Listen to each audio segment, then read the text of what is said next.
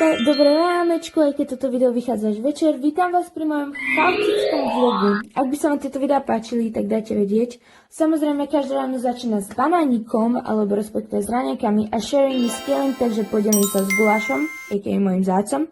Usteliem posteľ a by the way, ja tieto videá neviem točiť, takže sa veľmi ospravedlňujem.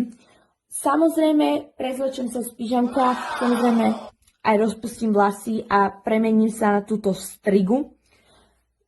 Umyjem zuby, ranná skincare, popravde ani neviem, čo robím, ale tak neskúsiš, nevieš.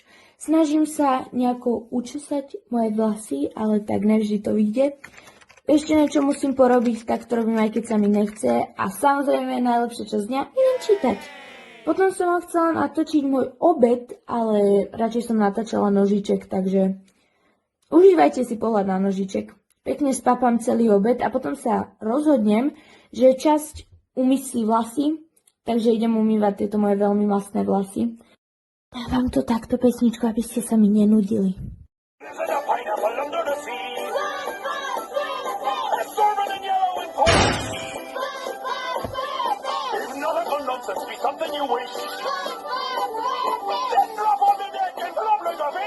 Takže už len osuším, snažím sa niečo s nimi spraviť a prichádza manuálna práca, takže takto odnášam tu plné fľašky, aby som tam potom vedela dať prázdne na vlastne tú paletu.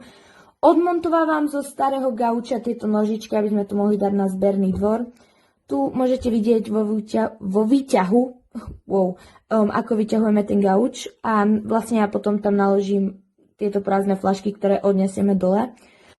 Tu môžete vidieť moje nič nerobenie, respektíve iba kúkanie a držanie vecí. Vlastne my rozkladáme tie menší gauč, aby sme ho mohli zrecyklovať a z tej väčšej časti dáme do našej zatiaľ nedokončenej obývačky. Potom som chcela objať tata, ale vidíš, na tom už ma nemá rád. Taktiež som chcela spraviť dramatický záber na výťah, ale rýchlosť tomu nedala. One eternity later. A tiež Miška nemôže brať jednu fľašku, ale musí zobrať všetky naraz, lebo prečo nie. Nakladáme vlastne už na zahodenie gauč a tu sa hrám na svetlo.